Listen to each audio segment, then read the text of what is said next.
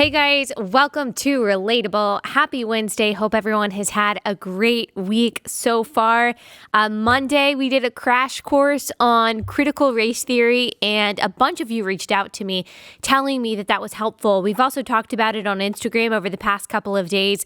And some of you who follow me on Instagram, hopefully you're now listening to the podcast, asked me, what is CRT?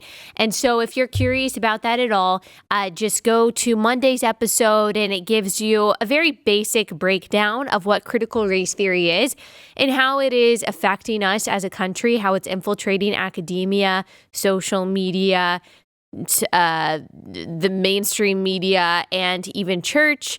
And there are a lot of different conversations that we've had on this podcast about that can break it down even more, especially from a Christian perspective, like my conversation with Neil Shinvey from several months ago, my most listened to episode ever, because he's so good at breaking that down. So if you haven't listened to Monday's episode, make sure that you do that. Today, we're going to talk about a few different news stories, things that have gone on over the past few days.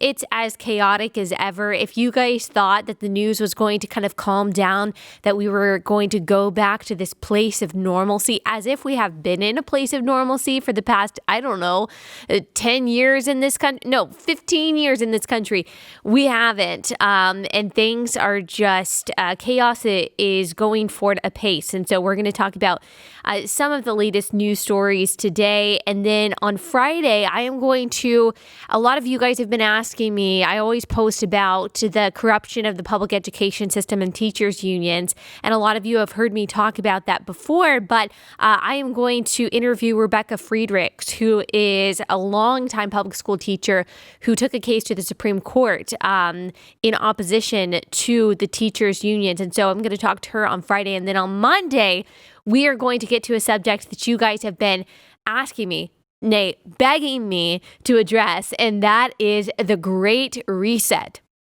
Is it real? What's going on with it? Are certain governors and politicians in America in cahoots with that? Is this something that is imminent, this great reset of the economy in the way of communism, or is it something that we don't really have to worry about? So we are going to get into all of that on Monday after I conclude my very thorough research. First today, I want to talk about cancel culture, the latest in cancel culture. I know that you guys are probably tired as heck of cancel culture. You're just wondering when these corporations, when these social media companies are finally going to be like, you know what? I'm kind of tired of trying to keep up with the arbitrary and ever-changing standards of the social justice left.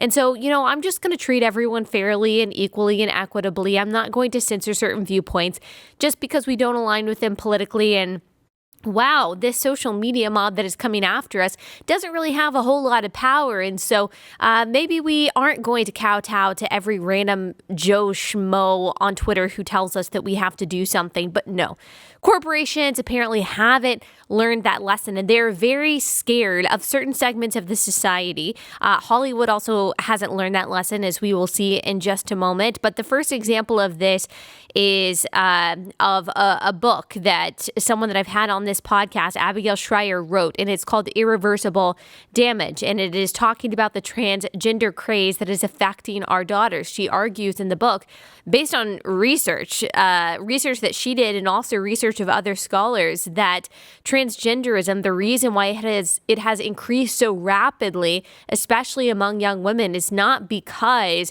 gender dysphoria is actually on the rise among young women, but because there's a social contagion aspect to it. She is not saying that every young girl who claims to have gender dysphoria is just faking it, that it's not real, but a large segment of girls who are suddenly saying, not just they've been saying this for a long time, but are suddenly saying when they're 14, 15 years old that, hey, actually, I feel like a boy, that there's a social aspect to it, that it is more of a trend that's going on in some schools among some friend groups, and that it is actually a behavior that is part of a pattern of young girls feeling dejected, feeling uncomfortable in their bodies for different reasons, like they don't like how they look or they're comparing themselves to other people. And so it is just a form of discomfort that is now taking on gender dysphoria that is actually not linked to any kind of long-term desire to be the opposite sex. And so these girls, they have this sudden onset gender dysphoria, and they are going to a doctor's office in some cases without parental consent. Like in Oregon, for example, a 15-year-old can walk into a Planned Parenthood, can say, I feel like I'm a boy and I would like to get started on testosterone, and they can do that without parental consent. That is the case in a variety of states. And so some girls are taking that option, and they are causing irreversible damage, like the title of the book says, to their bodies because it affects fertility. It forever affects how your body develops when you're in the middle of puberty and you start pumping your body with fake hormones, cross-sex hormones like testosterone. It changes your voice. It changes your facial structure. Of course, it gives you facial hair. And some of these girls, they get to be 18, 19 years old, older than that, and they realize they've made a terrible mistake and they can't go back. They can't change their bodies. And the big problem with it is that there is such a low barrier to these girls getting treatment, even sometimes when the parents do consent because they don't know what else to do. Because now psychology and even pediatrics have been so politicized that very often these doctors will not say, okay, you have to have these persistent feelings of gender dysphoria for a certain amount of time. You have to be this certain age before we'll start you on hormone blockers or we'll start you on cross-sex hormones. Instead, it is very easy. There's a low barrier of entry for these young girls, teenagers, whose brains haven't even fully developed, who can't even critically think through normal everyday issues as every teenager struggles with. They are now making decisions that affect their bodies for the rest of their lives without any pushback whatsoever from doctors and psychologists, many of whom, if not all of whom, know better. And so that is why Abigail Shrier wrote this book. Abigail Shrier is someone who is very supportive of gender transition for adults who make that decision on their own and they decide that's the path that they want to take. But her specific concern is with teenage girls who are going through with these surgeries and are going through with these hormone treatments, either without parental consent or because of parental ignorance and lack of knowledge of what to do and how to help their daughters in other ways, and a lack of medical guidance from doctors and psychologists. They're causing this damage to their bodies. And so Abigail Shrier just wanted to write a book raising a flag about what's going on, to let other parents know that, hey, this is pervasive, to let other parents know that, this could happen with your daughter. And here are the resources that you have. Here's the research that's out there that we need to actually know the truth about this. This was a research-driven, very reasonable, nonpartisan book, not a religious book at all. She doesn't insert any kind of ideology or philosophy in it. She says, this is what's happening. This is what's going on. This is the damage that it's causing. Here are the concerns of the parents. Decide what you will. Okay, so that's the book, a very reasonable book that I think even 5 years ago would not have caused any waves. I think a lot of people would have read it 5 years ago and said, okay, why are we even talking about this? Is this even a problem? But now it is such a problem that Target decided that they were going to stop distribution of the book because they got a tweet from a Twitter user with roughly 1,400 followers. So that's nothing. Maybe that sounds like a lot to some of you, but it's nothing. They have no big impact, not just on Twitter, but on culture in general. The tweet said this: I think the trans community deserves a response from Ask Target. Those are the two handles that this person tagged, as to why they're selling this book with about the transgender epidemic sweeping the country. Trigger warning: transphobia. And Target responded saying, thank you so much for bringing this to our attention. We have removed this book from our assortment. And if you went on to Target's website, you were unable to search it right after that. So they immediately took it down because of this tweet. And by the way, this tweet of this person whose handle is Blue Iris 04, and the name is 10 ACAB. ACAB stands for, and I'm about to say a bad word if you're listening with your kids, all cops are bastards. So that's who this person is. 1,400 followers, 2,000 likes. And so not even a viral tweet at all. Now, some other people had picked it up, and so a few people on Twitter were talking about this, but Target immediately responded and decided to take it off of their website. They probably were making moves to take it out of their store as well. Did they actually have time to read the book? Did they look into what the book was about at all? Of course not. I mean, this was an immediate decision, an immediate reaction that they had based on the disagreement of someone with 1,400 followers on Twitter. Now, tell me, do you think there was a little bit of an uproar a few months ago because Target was selling kids' books that were teaching them about demons and witchcraft. And there were Christians who were angry about this, upset about this, saying something about this. Did Target ever respond? No. Did Target ever say, hey, we're gonna take this stuff down. We'll take a second look at this. You're right. Maybe this isn't best for children. I mean, of course, you wouldn't expect them to do that. But did they pay any mind whatsoever to the parents who were concerned about kids learning about demonic activity? No, they didn't even respond because society knows, these corporations know that the people that you have to kowtow to are these identity groups on the left, no matter how much cultural influence they have. Now, thankfully, I will say this is a rare case of a corporation walking back a decision after there was pushback from the conservative side. So there were people who are transgender. There are people who are apolitical, and there are conservatives calling out Target on Twitter saying, whoa, whoa, whoa. Are we really in the banning and burning book stage of our republic? Like, is that where we already are? That the people who are calling conservative fascists are the ones looking to ban material, very reasonable, well-researched material, just because it hurts a group's feelings, just because some people don't like the conclusions that it leads to? Is that really where we are? And Target, are you really going to play a part in that? Abigail Schreier tweeted, Target.com just made my book disappear. Does it bother anyone that woke activists and spineless corporations now determine what Americans are allowed to read? Yes, it bothers me very much. And I'm so glad I had her on my podcast. You should go back and listen to that episode. Also, this actually had the opposite effect for her book.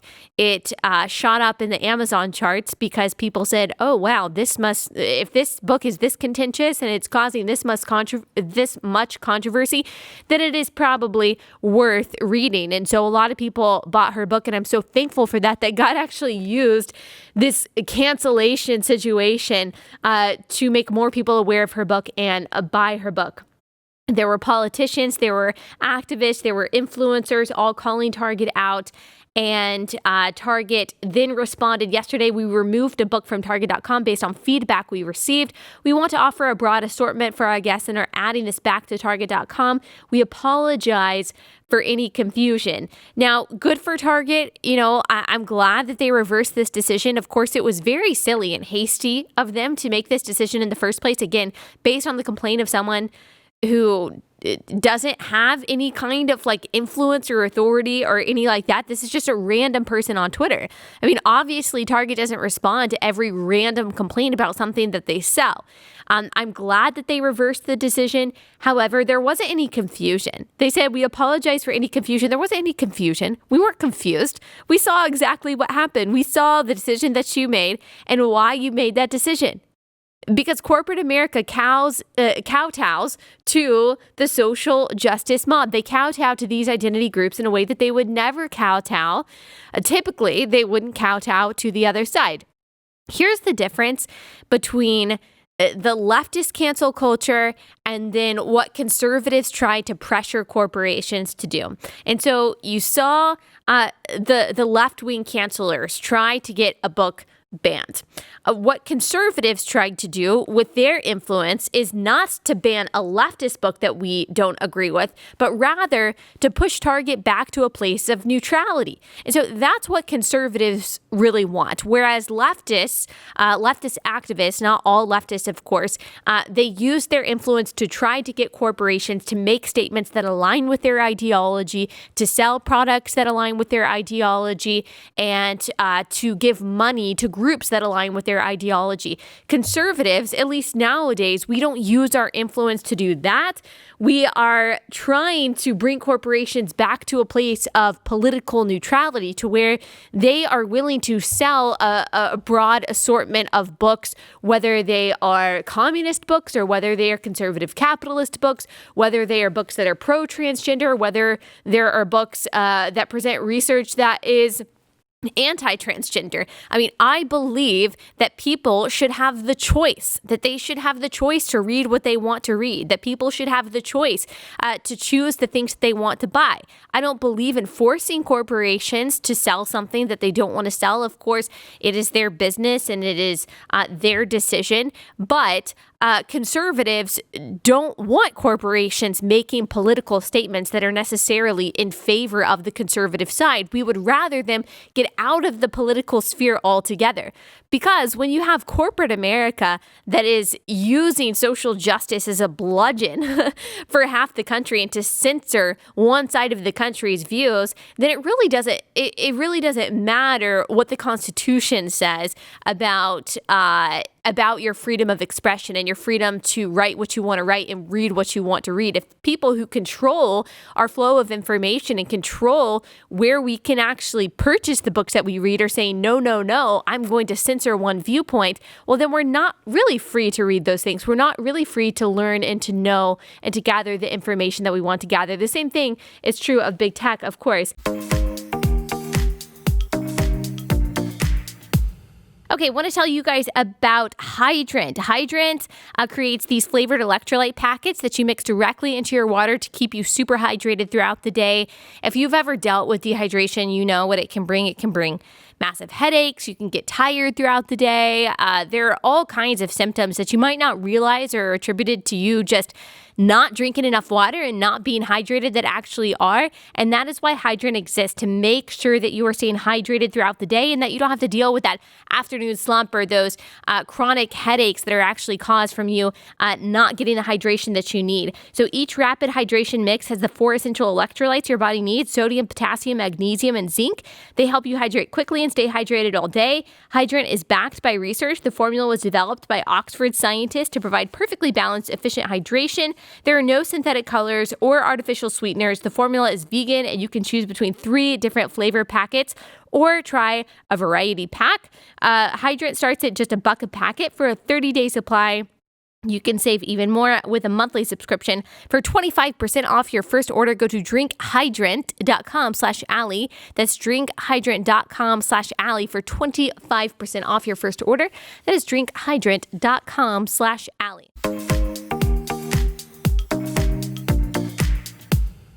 Here's another crazy example of cancel culture. So Melissa McCarthy, you know, she's the actress. She's hilarious. Like, she's so funny in everything that she is in. And I was really excited when I saw that she was supporting Exodus Cry in her, what was it? Was it 90 days of kindness, 20 days of kindness? I should have had that right in front of me. But she was doing several days of kindness where she was donating money to various organizations, and she chose Exodus Cry. Exodus Cry is an organization that works to end sex trafficking and to rescue victims out of sex trafficking. They do amazing work. They have done amazing work for a very long time. And I was really excited. I was like, oh my gosh, I can't believe that a celebrity is actually donating to this, because you don't see a lot of celebrities actually saying that this is a problem that needs to be addressed. And Exodus Cry is an organization that is led by a Christian. And so I was pleasantly surprised by that. And I was excited about it. And then I saw the news on Exodus Cry's Instagram that actually Melissa McCarthy not only changed her mind along with HBO Max, who is doing this in partnership with her, but She also issued a video, an apology, saying, quote, that Exodus Christ stands for everything that we do not, which is a very interesting admission when you're talking about an organization that fights to end child sex trafficking. But apparently what she meant by that is that the owner or the founder of Exodus Cry has made statements about his belief in biblical marriage is between a man and a woman. He is anti-abortion because, again, he's a Christian, and so he is going to hold to the biblical ethic on life and marriage. Now, they have been an extremely inclusive organization. They have never discriminated against, as they have said time and again. They've never discriminated against anyone in the LGBTQ community. They don't judge people who have had abortions. They are exclusively focused on rescuing people from sex trafficking and stopping sex trafficking specifically through the specifically that is popular through the pornography industry, and shedding light on how pornography is actually feeding this giant multi-billion-dollar beast of sex trafficking. They don't have anything to do with any of those other issues. There was also a little bit of a scandal because Exodus Cry was started from IHOP, the International House of Prayer, and the guy who started IHOP has said some controversial things about Jewish people. But that is not Exodus Cry. That has nothing to do with Exodus Cry. He doesn't have any influence or leadership over Exodus Cry, and yet the Daily Beast ran a hit piece on the Exodus Cry and called out Melissa McCarthy, and the LGBTQ community came to Melissa McCarthy and said, this is very harmful, this is very dangerous, which led her to cancel this partnership and to apologize and to say the Exodus Cry stands for everything that we do not. This is just another example of the cowardice of Hollywood. They care so much about approval. They care so much about money. They care so much about not being canceled themselves, even by a small group of people, that they are willing to pull support from an organization that exclusively and effectively helps end sex trafficking and rescues victims of sex trafficking. How much better, how much more moral and courageous would it have been for Melissa McCarthy to be like, look, I'm not going to agree with every single stance that every single founder of every single organization and charity has made. But this is an organization, I've looked into it, I've done my research, that does really great work to end sex trafficking. This is a really big problem. And anyone who stands up against this, anyone who tries to rescue victims of sex trafficking, that is an organization that I want to support. And I understand that not all their views are going to align with my views. Not all their views are going to align with your views. That's okay. That's going to be true of the majority of charities. But she didn't do that. Instead, she made the ridiculous she apologized and made the ridiculous statement that Exodus Cry, the organization that fights against sex trafficking and rescues girls and boys from sex trafficking, stands for, quote, everything that we do not. Everything that we do not? So are you saying you're for sex trafficking? Like you're for the rape of children for profit?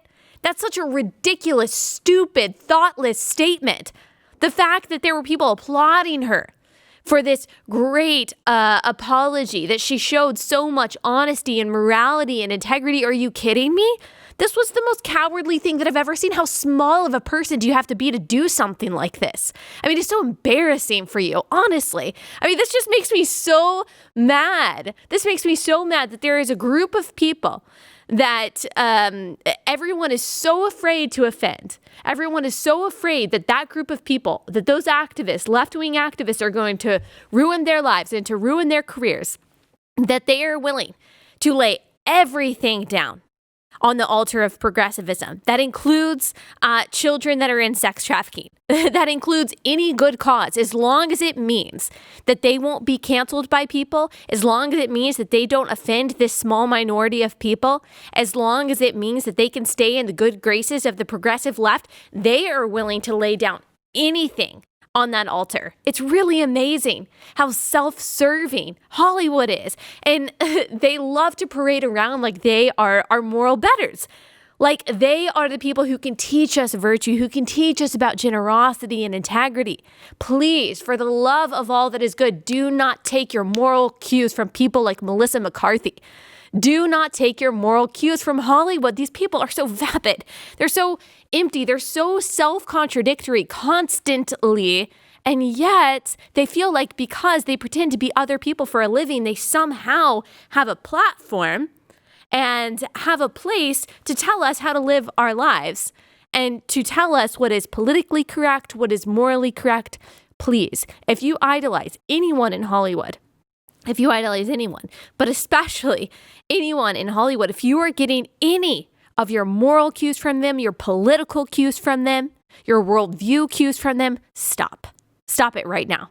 It's going to lead you in a stupid, bad direction. It's going to lead you in the direction of apologizing for supporting an organization that fights to end sex trafficking because the leader has some Christian views. I mean, it's just crazy. It's just crazy.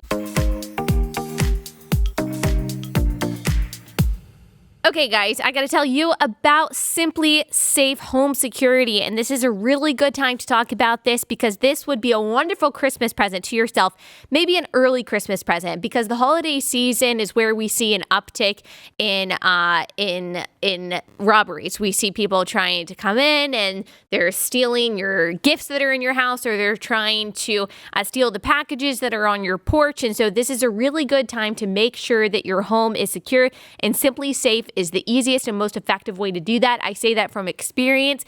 We use Simply Safe Home Security, and it has been a real lifesaver for us. And they don't just have security cameras and window sensors and your typical keypads that you see in a normal security system. They also have, for example, leak sensors. So we have their leak sensors under our sink, and there was a leak under our sink that we didn't know about. And thankfully, my husband was alerted and he was able to fix it. It probably saved us a lot of money. And so we are just so thankful for Simply Safe. Their customer service is great. They monitor your home 24/7. And so whether you're at home or away, you really can feel secure.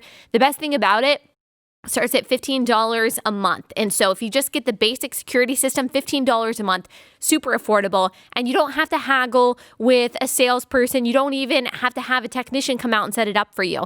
They literally send it to you in a box on your porch. You open it up and they give you all of the material that you need. And you put the keypads up, you set the cameras up where you want to, and then you put the app on your phone and you're good to go. That's literally it. It is so easy, so simple, and super affordable. And also, most importantly, really effective. So go to simplysafe.com/Allie. That's with an I at the end. Simplysafe.com/Allie to get 30% off Simply Safe plus a free security camera today by visiting Simply with an I at the end. Simplysafe.com/Allie. This deal expires on Friday. So do it in the next couple of days. That is simplysafe.com/Allie.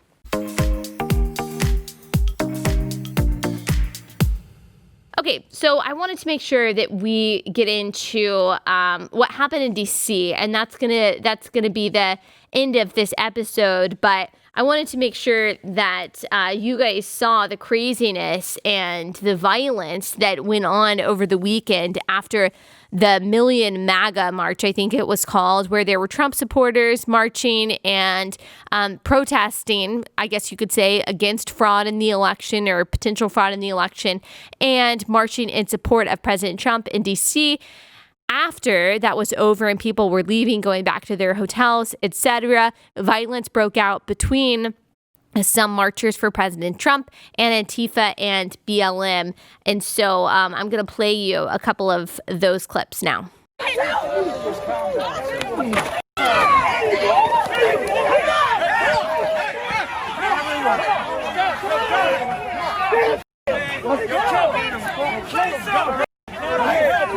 So you saw that guy getting sucker punched. It's actually come out the guy that sucker punched him is convicted child abuser. I think child sex abuser, actually. And so just a gem of a person. He was just let out of jail, I think a couple years ago. So now he's sucker punching people on the street. Now, I will say for that particular clip, people are saying, Andy, no, the guy who posted the clip, you didn't post the whole context. And so people on the left were posting a longer clip that actually showed the guy who got sucker punched was throwing punches first, but then there was an even longer clip that Auntie No posted that showed that those people, the Antifa BLM people, were harassing an innocent family just trying to get to their hotel. Poor kids crying. It was absolutely terrible video. But these BLM Antifa people were harassing this family. And so this guy was kind of throwing punches, not actually punching people, but just kind of swinging, trying to get them back and to protect this family because the police were not doing their jobs in DC. And so he was just trying to protect these family from the harassers and from these assaulters so they wouldn't assault these children. And then he gets sucker punched. And so that is the entire context. And no matter what, a sucker punch is never justified. I mean, coming up from behind, but we see that time and again with Antifa and these Black Lives Matter activists. Whenever they are confronted by people who they disagree with, or they are just not even confronted by these people, but they come across these people when they are trying to protest or block roads, they are always coming up from behind and knocking these people out. And then after they're knocked out, there's usually a roundhouse kick to the head that either nearly kills people or actually kills the person that's down. And in this particular case as well, this guy's phone was stolen from what looks like a BLM activist. And so I'm not saying that I agree with every single person that was at the MAGA march. I don't know all of them. There were some crazy videos out there of some crazy people saying crazy things, but this continually happens from the BLM Antifa side. I mean, we also saw these BLM activists harassing diners. And so we're not talking about people that were at the march, but that day, they were going up to outdoor diners, harassing them, yelling at them. I mean, we've seen this time again for the past few months. They've been doing this since May. This has been going on. Antifa and BLM, starting violence, inciting violence. And people are saying, oh, well, what about the Proud Boys? I don't know about the Proud Boys. I'm against anyone that is inciting violence and that is starting violence. I am against that. And what we see time and again is that the harassers, the people that are causing trouble, the people who are going out there to instigate this kind of violence are Antifa and BLM. Again, they've been doing it for the past few months. They've been burning down cities. They've been harassing innocent people at diners. People who are dining outside. They have been the ones who are looting and who are rioting. And for what reason? Well, a lot of people say it is, rioting is the voice of the unheard, but we have busted that myth several times on this podcast. The fact of the matter is that these people are instigators. A lot of these people don't have anything to do, and they have criminal records, and so they are looking to start trouble. That's a problem. I'm just wondering what Joe Biden and Kamala Harris do if they officially take the White House, what they're going to do to quell this. These are their supporters. These are people who voted for them. A lot of people got mad because President Trump told the Proud Boys to stand back and to stand by, which I think that he just was not even thinking about what he said, and he shouldn't have said stand by. That was stupid of him. It didn't even make any sense. Well, are you going to show the same anger and the same frustration towards Joe Biden and Kamala Harris, neither of which have called out these groups by name, by the way? I highly doubt it, because there is this conspiracy theory that Antifa and BLM just don't exist, that they're just peacefully sitting on their couches talking about how to go volunteer to save puppies, when that's not the reality. That's not the reality. These people are causing violence because Marxism always does, as we talked about on Monday. And so Joe Biden and Kamala Harris keep talking about restoring the soul of America, which is a line that they took from John Meacham, who is an author who wrote the book. I think it's even called Restoring the Soul of America, who wrote Joe Biden's so-called acceptance speech. He's a center-right guy, so it makes sense that that's kind of his language that they're adopting, because they're trying to appeal to that crowd right now, and they certainly were before the election to get their votes. But Joe Biden keeps on talking about restoring the soul of America as if it is possible for a president to do that. It's not possible for a president to do that, and it's certainly not going to be Joe Biden. I mean, look at what their supporters are doing, and they refuse to even call this out by name. And of course, Kamala Harris even tried to raise money for the rioters and the looters. in Minnesota when that was happening back in June after George Floyd's killing. And so I don't think that the restoration of the American soul is going to happen under this administration, as if that was even possible under any administration. I would love for the soul of America to be restored, but that is impossible outside of the gospel of Jesus Christ, and that ain't coming through. It's not coming through via Trump, and it's not coming through via Biden either. That's just not how it works. And for any president to take on that kind of authority and that kind of responsibility is idolatrous and weird. It's just weird. It's not going to happen.